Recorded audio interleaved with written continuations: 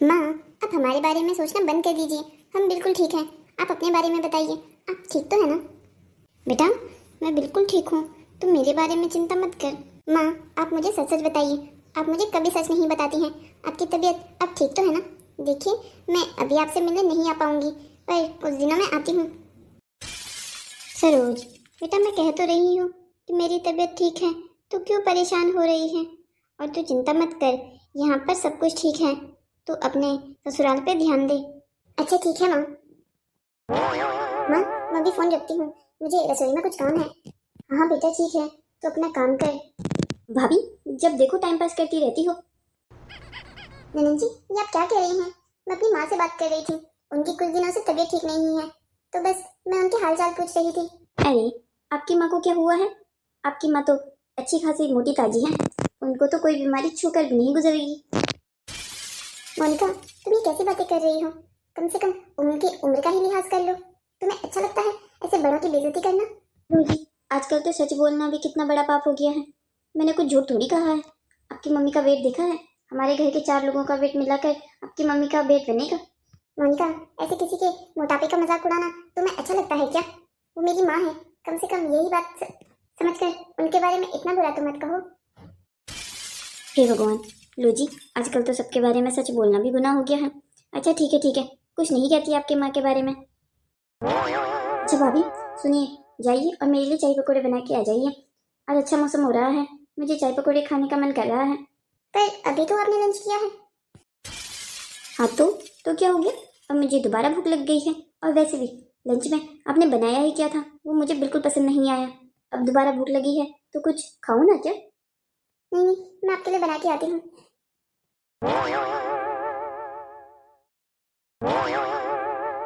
अरे मोनिका, बेटा क्या कर रही है? सुन तो, जरा मेरी साड़ी का ब्लाउज लेके आ तो टेलर के यहाँ से। उसने आज देने को कहा था।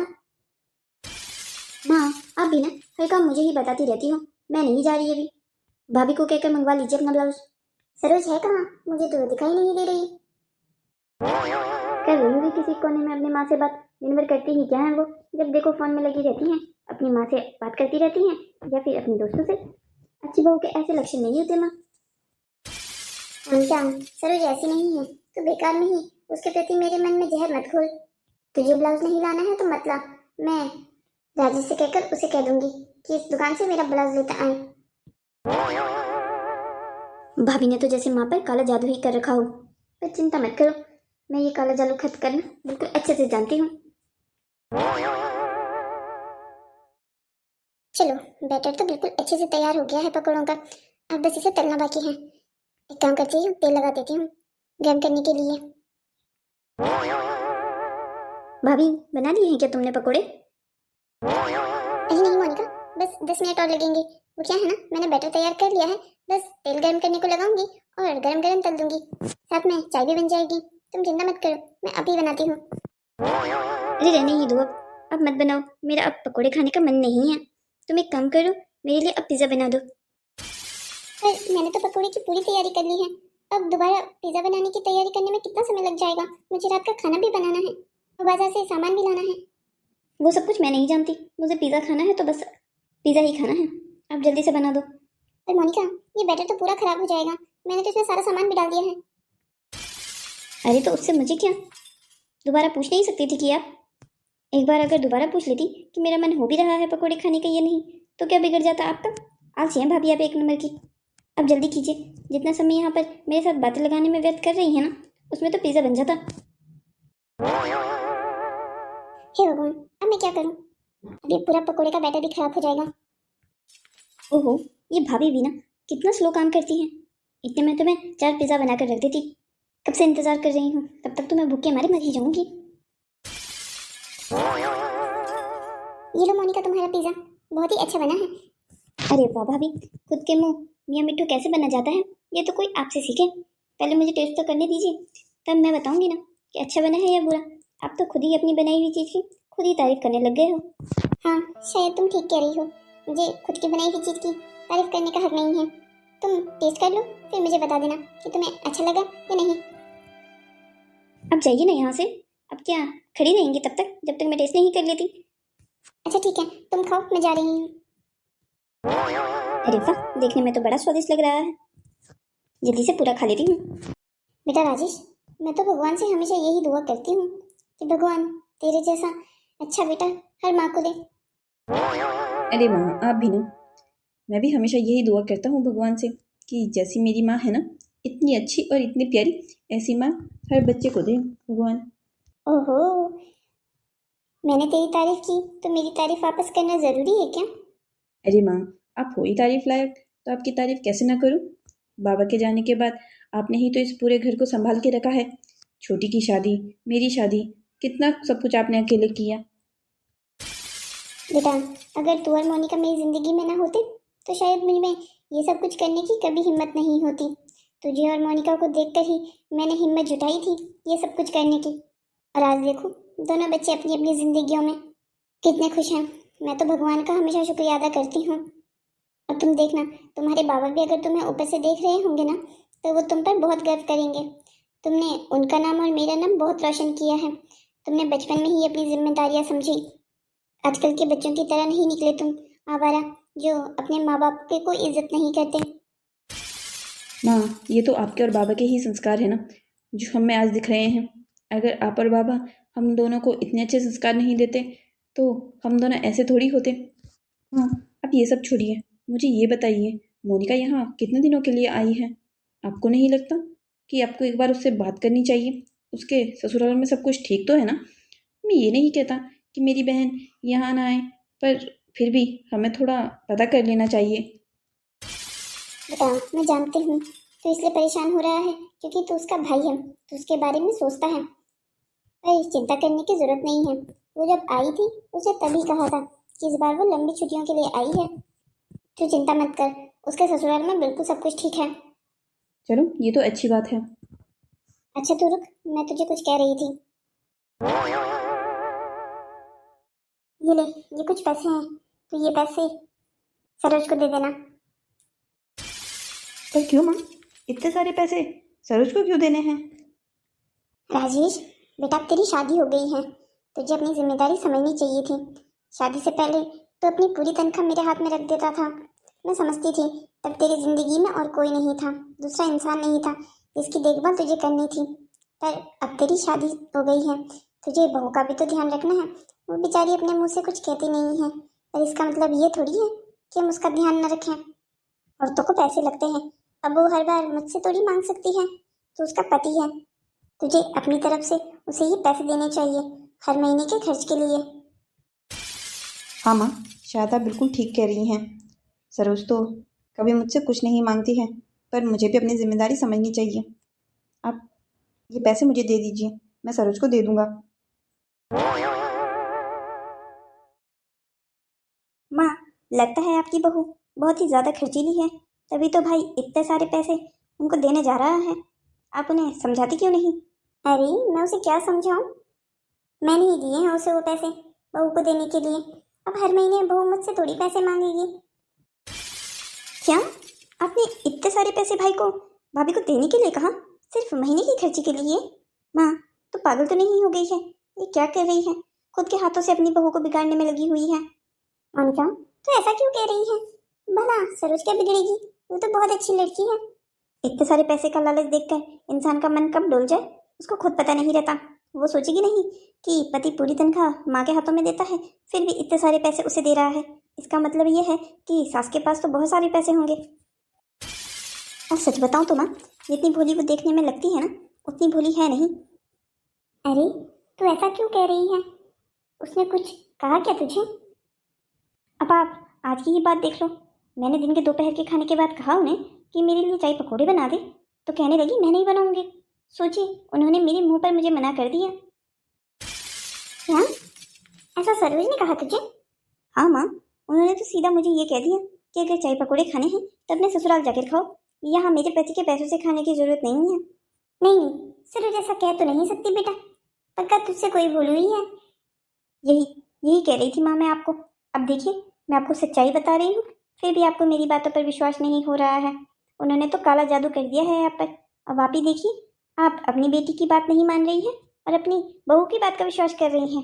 देख रही हैं ना आप, यही तो है वो काला जादू जिसमें अपने पराये लगते हैं। बहू ने तो ये बिल्कुल ठीक नहीं किया। फिर अगर उसने ऐसा किया है तो चिंता मत कर, मैं उससे अभी जाकर बात करती हूँ, उसी क्लास लेती हूँ मैं कि आखिर वो मेरी बेटी को ऐसा कैसे कह सकती है। अरे नहीं माँ, मत कहिए, वरना फिर कहेगी कि नैन ने आते ही अपनी माँ के कान भरने शुरू कर दिए, लोग तो मुझे ही कहेंगे ना बुरी। अरे लोग तुझे क्यों कहेंगे भला बुरी? तू तेरा घर है ये, तू यहाँ पर जो चाहे कर सकती है। देख, आज मैं तेरे कहने से चुप हो जाती हूँ, पर अगर अगली बार से बहू तेरे साथ ऐसा कुछ करे ना तो तू सीधा आकर मुझे बताना। हाँ माँ, आप चिंता मत कीजिए, अगली बार से अगर भाभी ने मेरे साथ ऐसा कुछ किया ना तो मैं आपको नहीं रोकूंगी। आप दे देना उल्टा जवाब भाभी को। देखो तो जरा माँ को, इतने सारे पैसे दे दिए भाई को भाभी को देने के लिए। एक मेरी सास है, वो तो अगर 100 रुपये देता देख लेती ना अपने बेटे को तो पूरे घर को सर पर उठा लेती। जब मुझे इतनी बुरी सास मिली है तो भाभी को इतनी अच्छी सास कैसे मिल सकती है? मैं भी माँ को बिल्कुल वैसा बना दूंगी जैसा मेरी सास है करती है मेरे साथ।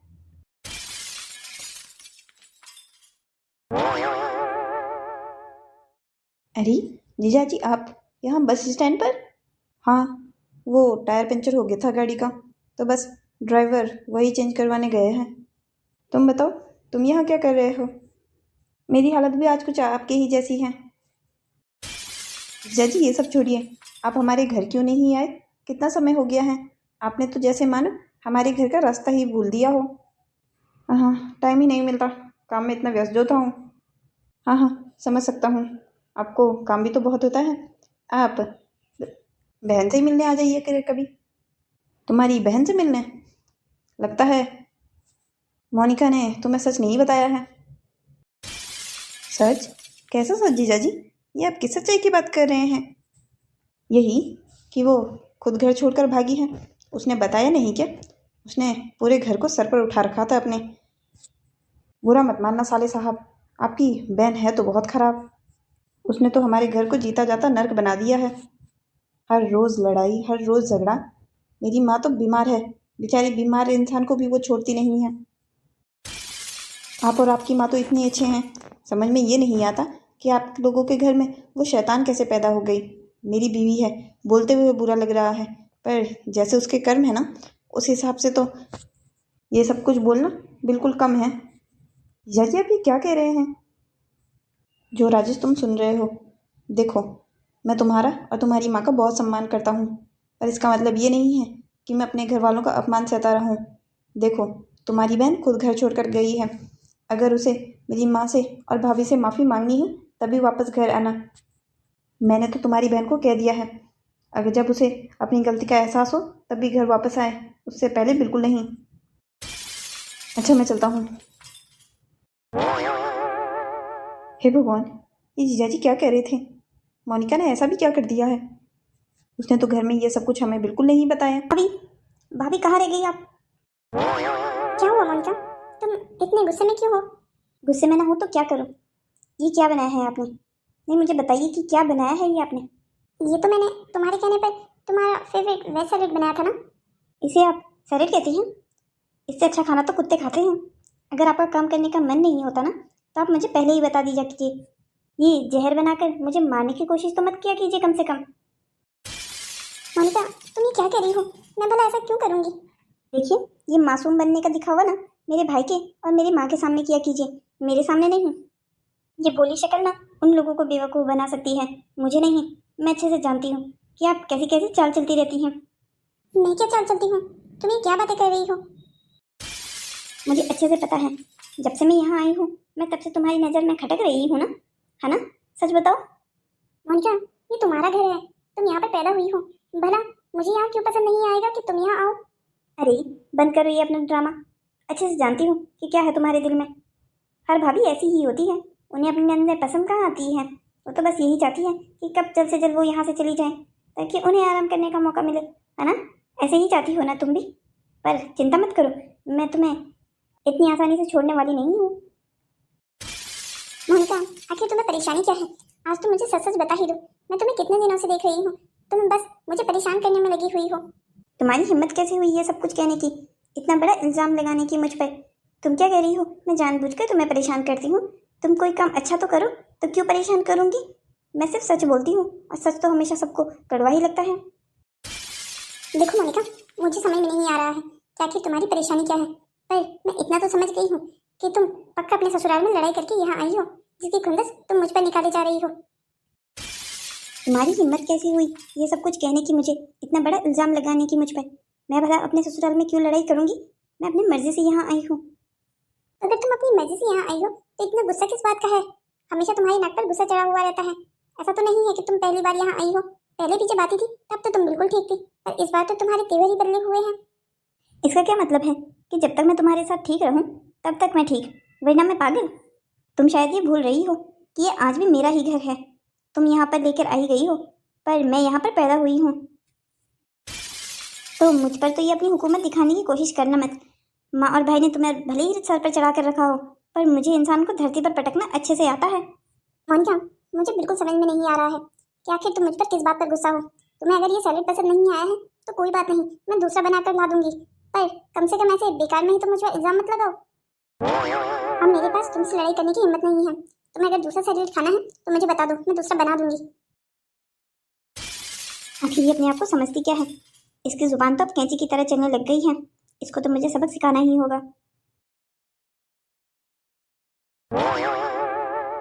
बस बस माँ, बस अब बहुत हो गया। अब तो मैं इस घर में एक पल भी नहीं रुक सकती। मोनिका, क्या हो गया बेटा? तो ऐसा क्यों कह रही है? सब कुछ ठीक तो है ना? माँ, मेरी भी कोई अपनी इज्जत है। जिस घर में मेरी इज्जत नहीं, मैं वहाँ पर और क्यों रुकूं? अब मैं अपना अपमान और नहीं करवा सकती हूँ। मोनिका, तू क्या बोल रही है बेटा? किसने किया है तेरा अपमान यहाँ पर? और कौन कर सकता है? भाभी ने तो आज हद ही कर दी माँ। बस अब मैं इस घर में और नहीं रुक सकती हूँ। मैं जा रही हूँ यहाँ से।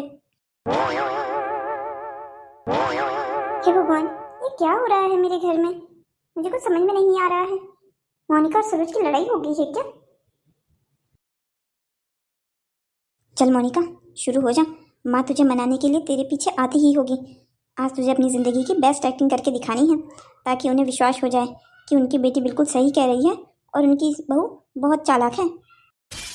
हाँ, मुझे उन्हें ये विश्वास दिलाना है कि उनकी बहू मुझ पर जुल्म ढा रही है। चलो बना लो एक मासूम सा चेहरा। तूने ये बैग कहाँ के लिए तैयार करके रखा है? तू कहाँ जा रही है? माँ, मैंने आपको कहा तो कि मैं इस घर में और नहीं रुक सकती हूँ। जिस घर में मेरी कोई इज्जत नहीं, उस घर में रुककर मैं और क्या करूँ? क्या कह रही है बेटा? देख, अगर बहू ने तुझे कुछ कहा है तो तू मुझे बता। तू मुझे बता कि उसने तुझे क्या कहा है। मैं अभी उससे कहती हूँ कि वो तुझसे आकर माफ़ी मांगे। अरे नहीं माँ, इसकी अब कोई ज़रूरत नहीं है। मुझे उनकी कोई माफ़ी नहीं चाहिए। मैं ठीक हूँ अपने ही ससुराल में। बस मुझे तो आपके और भैया की याद आ जाती थी, इसलिए आप लोगों के पास आ जाती थी। पर अब आगे से लगता है वो भी नहीं करना पड़ेगा। आप और भैया खुश रहें, बस मैं अपनी ज़िंदगी में और क्या चाहती हूँ। ठीक है माँ, मैं चलती हूँ। बेटा राजेश, अच्छा हुआ तो तू आ गया। ये देख, तेरी बहन घर छोड़कर जा रही है। तेरी बीवी ने इसे पता नहीं क्या कह दिया है। देख ना, तू इसे समझा।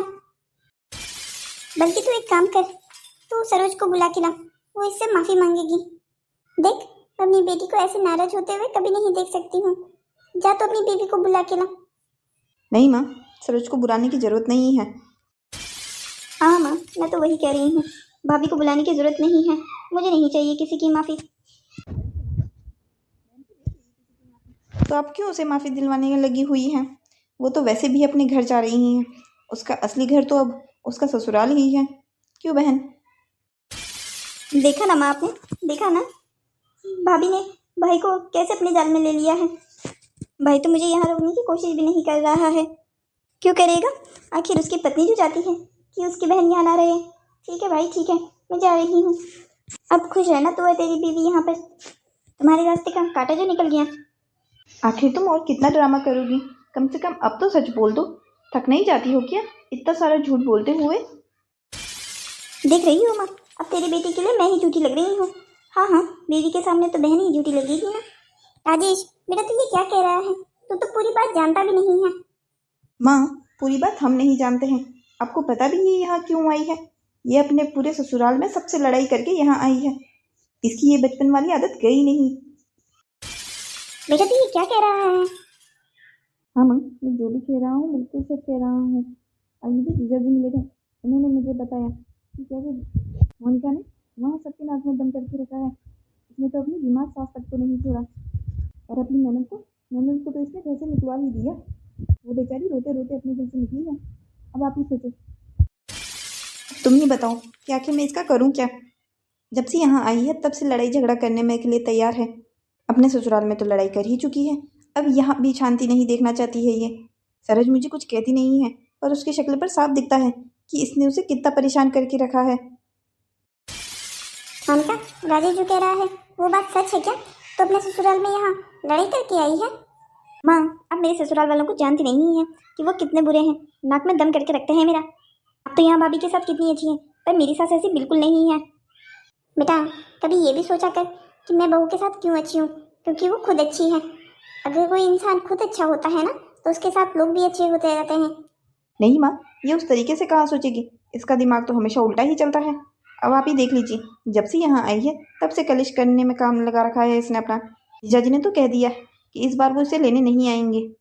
क्या उन्होंने ऐसा कहा? हाँ बिल्कुल, उन्होंने ये कहा है कि जब तक तुम्हारी बहन को अपनी गलती का एहसास हो नहीं जाता तब तक वो वहीं रहे। अब तुम बताओ, तुम्हें अपनी गलती का एहसास करके वापस अपने घर जाना है या ज़िंदगी भर यहीं रहना है? और अगर यहाँ रहना भी है तो थोड़ा तमीज़ से रहना होगा। मेरे परिवार को ख़राब करने की ज़रूरत नहीं है। तुम मेरी बहन हो, मैं ये बात बिल्कुल मानता हूँ। तुम्हारी जिम्मेदारी मेरा धर्म है, पर इसका मतलब ये नहीं कि मैं तुम्हें अपने परिवार की शांति भंग करने दूंगा। भाई, तुम ये क्या कह रहे हो? राजेश जो भी कह रहा है बिल्कुल सच कह रहा है। एक बार के लिए तो मैं भी तेरी बातों में आ गई थी। बेचारी बहू ने तेरा क्या क्या सहा होगा, तो हमेशा झूठ कहती रहती है। बस अब और नहीं, अगर तुझे यहाँ रहना है तो तमीज से रहना होगा। हे भगवान, ये मैंने अपने साथ क्या कर दिया? भाभी को नीचे गिराने के चक्कर में मैं ही अपनी माँ और भाई के नज़रों में नीचे गिर गई। इससे अच्छा तो यही था कि शांति में अपने घर में बैठी रहती। लगता है अब तो अपने ससुराल वालों से भी माफ़ी मांगनी पड़ेगी, वरना वो भी मुझे स्वीकार नहीं करेंगे। मुझे तो लगा था कुछ दिनों में राकेश मेरे पीछे पीछे आ जाएंगे, पर उन्होंने तो इस बार ठान ही ली है कि जब तक मैं उनके घर वालों से माफ़ी नहीं मांग लेती तब तक वो मुझे लेने नहीं आएंगे। हे भगवान, ये मैंने क्या कर दिया अपने साथ। दोस्तों, तो कैसी लगी आपको हमारी ये कहानी? ऐसी ही और मज़ेदार कहानियों को देखने के लिए हमारे चैनल को सब्सक्राइब करें, शेयर करें और हाँ, कमेंट करना मत भूलिएगा। हम आपके सारे कमेंट्स पढ़ते हैं और उन्हें लाइक भी करते हैं। अब हम मिलते हैं आपसे अगली कहानी में। तब तक के लिए बाय बाय दोस्तों।